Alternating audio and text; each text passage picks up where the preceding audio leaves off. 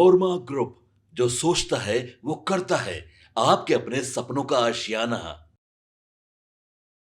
बिहार में विधानसभा के चुनाव की तस्वीर अब कुछ हद तक साफ होने लगी है। अब ये मत समझ लीजिएगा कि मैं आपको गठबंधन की बात कर रहा हूँ या दोनों गठबंधन में सीट शेयरिंग की बात करने आया हूँ। मैं कुछ और बात कर रहा हूँ और तस्वीर ये साफ होने लगी है कि इस बार का चुनाव बहुत ही कठिन होने वाला है। ये बात बार बार मैं बता रहा हूँ और इसके पीछे का कारण है कि कुछ तस्वीरें आपके सामने से गुजर रही होंगी। एक व्यक्ति जिसने अपने समाज को एकजुट किया, पार्टी बनाई और अब उस आंदोलन से निकली हुई पार्टी में जो परिस्थितियां हैं, जिस तरह के लोग पीछे पीछे चलना शुरू कर चुके हैं, उनके पास दूसरा कोई विकल्प नहीं है। वो एक ही बात मांग कर रहे हैं और कह रहे हैं कि हमारा आरक्षण हमें वापस दे दो। हम बात कर रहे हैं आईपी गुप्ता की और उनके पान समाज की। ताती ततवा समाज पहले शेड्यूल कास्ट में हुआ करता था और उन्हें उस जगह से हटा करके फिर से उनको अति पिछड़ा समाज में भेज दिया गया है, जिसके कारण उस समाज के बच्चों की जो नौकरी थी या उनके पढ़ाई लिखाई थे या जो उनको मिलता था शेड्यूल कास्ट के रूप में लाभ, वो नहीं मिल रहा है, जिसके कारण कई लोगों के जीवन में उथल पुथल हो गया है। और इस बात से नाराज़, इस बात से दुखी आईपी गुप्ता ने आंदोलन शुरू किया। गांधी मैदान में 13 अप्रैल को भारी जुटान किया। ये सारी बातें हमने आपको बता दी है, लेकिन आज जब वो पहुँचे छपरा तो नज़ारा देखने लायक था। कोई उनसे लिपट करके रो रहा था, तो कोई उन्हें आशीर्वाद दे रहा था, कोई उन्हें तराजू पे बैठा करके मिठाइयों से तौल रहा था, तो किसी ने तो दूध से नहला करके ये बता दिया कि आईपी गुप्ता ने अपने समाज के लिए किया क्या है। जब ये सब कुछ हो रहा था तो आईपी गुप्ता के आंखों से अपने आप बहते हुए आंसू सभी बातों के बयां कर रहे थे।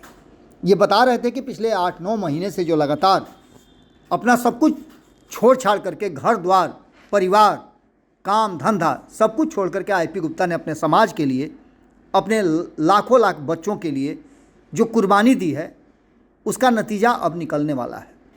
आईपी गुप्ता ने साफ कर दिया है कि जो उन्हें आरक्षण देगा वो उनके साथ होंगे और उनका 40 लाख वोट भी उनके साथ होगा।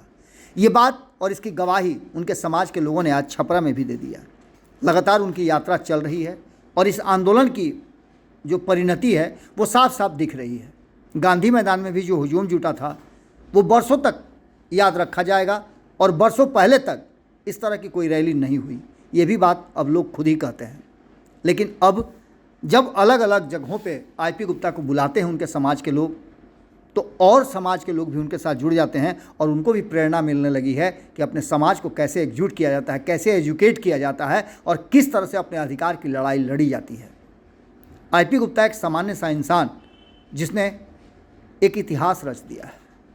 अब यह इतिहास सदियों तक पढ़ा जाएगा, लिखा जाएगा, सुना जाएगा और अमल किया जाएगा। 2025 का चुनाव बार बार हम बता रहे हैं कि वो कुछ अलग होने वाला है। इस चुनाव में आईपी गुप्ता की भूमिका क्या होगी, ये कागज़ों पे तो तब देखी जाएगी जब इसका परिणाम आएगा, लेकिन आईपी गुप्ता के समाज ने ये बता दिया है कि इसका परिणाम वो बदलने की क्षमता रखते हैं।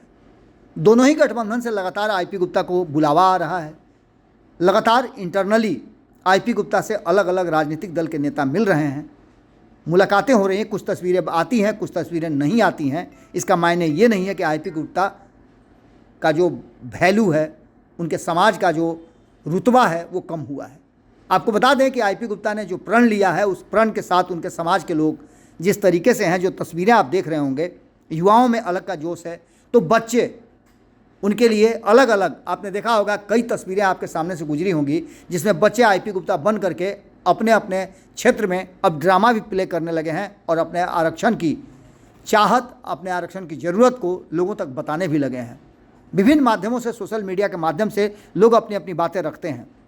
लेकिन इसके बाद प्रधानमंत्री नरेंद्र मोदी का बिहार आना और ये कहना कि एक बार फिर से उन्हें मौका चाहिए, 11 साल से मौका उनको मिल रहा है, जबकि नीतीश कुमार को भी 20 सालों से मौका मिल रहा है, लालू प्रसाद 15 साल तक सत्ता में रहे, लेकिन इन सभी ने कहीं ना कहीं जो काम किया है उससे आज भी लोग संतुष्ट नहीं हैं। ऐसी स्थिति में प्रधानमंत्री नरेंद्र मोदी के जाते ही एक तरफ जहां दोनों गठबंधन में, वहीं अन्य जो छोटे छोटे दल हैं या जो स्थापित दल हैं बिहार में, वो भी लूटापाटी मचा चुके हैं। सीटों की लूटापाटी के लिए जहां छपरा में आपने देखा होगा कि आईपी गुप्ता टिके हुए थे, तो वहीं प्रशांत किशोर भी मोतिहारी में आज पहुंच गए थे। दोनों मिलकर के जिस तरह से बिहार की राजनीति को दो धुरियों में बांट चुके हैं, वो देख करके ऐसा लगता है कि इस बार का चुनाव कुछ अलग होने वाला है। खास करके जब बात हम आईपी गुप्ता की करें तो निश्चित रूप से आईपी गुप्ता की बात करते करते आपको नज़र दूसरी तरफ नहीं जाएगा, और वो इतना ज़्यादा समा बांध लेता है उनका पूरा ये माहौल, जिसमें आपने देखना होगा तस्वीरों में कि किस तरह से युवा उनके पीछे चल रहे हैं और आईपी गुप्ता का जोश किस तरह से है। उन्होंने साफ कह दिया है कि उन्हें और कुछ नहीं चाहिए। यहाँ तक कहा है कि अगर कोई आरक्षण का कागज़ उनके हाथ में थमा दे और कहे कि ये जहर है, खा लीजिए, तो इसके लिए भी वो तैयार हैं। इन बातों को दोहराने में वो जरा भी संकोच नहीं करते हैं, और अपने समाज के लोगों के साथ जिस तरह से वो बात करते हैं, ऐसा लगता है कि एक पिता अपने पुत्र से रास्ता सिखा रहा हो, उसे संस्कार बता रहा हो, उसे अच्छे बुरे का ज्ञान दे रहा हो। ये काम आज से नहीं, जबकि लंबे समय से आईपी गुप्ता करते आ रहे हैं। उनका पान ताती तत्वा समाज का जो संगठन है, उस संगठन के माध्यम से ही वो पहले से लोगों को अवेयर करते रहे हैं। आज जो माहौल और जो नज़ारा दिखा, आप भारत लाइव के कैमरे से देखिए और महसूस कीजिए कि यदि आप भी अपने समाज के लिए, अपने लोगों के लिए कुछ करना चाहते हैं, तो आपको किस तरह से लोगों के बीच जाना होता है और लोगों के लिए अपना बनना होता है। आईपी गुप्ता ने ये प्रमाण किया है।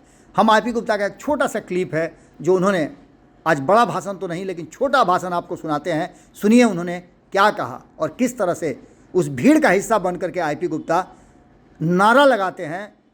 उस नारे में भी एक अलग तरह का जज्बा और दम आपको दिखाई देगा। सुनिए क्या कह रहे हैं मंच से आईपी गुप्ता।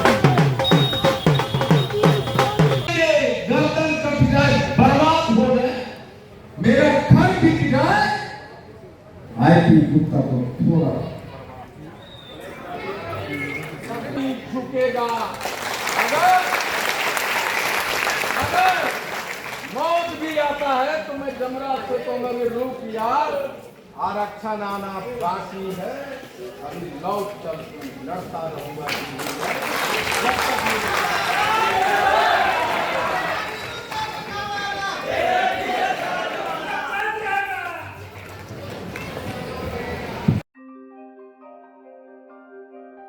आपके सपनों को हमने सजाया है, ई होम्स पैनोरमा को हमने बनाया है। ई होम्स मेरा एक सपना था जिस पे मैं पिछले 4 साल से काम कर रहा था। हमने जो बनाया है वो सबने है माना। ई होम्स पैनोरमा में हो आपका भी आशियाना। और फाइनली हमने 2021 में इस प्रोजेक्ट को लॉन्च किया। बहुत लोग अप्रिशिएट कर रहे हैं कि पूर्णिया जैसे शहर में, बिहार के, एक तो बिहार की बात करें उसमें भी पूर्णिया जैसे छोटे जगह में इस तरह का लाइफस्टाइल देना, ये सुन के हम लोगों को बहुत अच्छा लगता है। ई होम्स में हमने कुछ और भी किया है, जैसे हम जिस जगह में रह रहे हैं हमारे फैमिली सिक्योर हो, उनको सिक्योरिटी का ध्यान में रखा है। आपकी सुविधा और सुरक्षा आपके लिए खास है, ये आपका विश्वास है। इसमें आर्टिफिशियल इंटेलिजेंस का 7 लेयर सिक्योरिटी का हमने इस्तेमाल किया है। लस ग्रीन कैंपस को बनाया है। यदि हमारा बाउंड्री वाल है तो वो वर्टिकल गार्डन है। ये जितनी भी फैसिलिटी होता है एक इंटरनेशनल टाउनशिप में ई होम्स है, ये हम लोग विश्वास नहीं कर पा रहे हैं। जो भी हमारे मित्र दोस्त या जो भी हमारे बाहर के बाहर आते हैं तो हम लोगों को बहुत अच्छा सुनने को मिलता है और बहुत अच्छा क्रेडिट मिल रहा है। वो सारा हमने सिर्फ एक बिल्डिंग नहीं बनाया, हमने एक बहुत अच्छा लाइफस्टाइल दिया ई होम्स में, और मेरा एक सपना था जिसको मैं आज फुलफिल होते हुए देख पा रहा हूँ। ये आपका आवास है। ई होम्स पैनोरमा में अब आपका निवास है। E homes Panorama, luxurious lifestyle redefined. Panorama group, जो सोचता है वो करता है। अगर ये वीडियो पसंद आई और वह बिहार के राजनीति और बिहारियत से सरोकार रखेनी तो सब्सक्राइब बटन दबा के चैनल के सब्सक्राइब कर ली। ओजे एगो घंटी बा, ओकरा बटन दबा देला से कुल सटीक और मारक खबर रुआ मुफ्त में मिल जाई। अगर रुआ पत्रकारिता के हमनी के नया प्रयोग में सहयोग कर चाहतानी तो ज्वाइन बटन दबा दी। पेटीएम नंबर नोट कर ली 9386 816 700।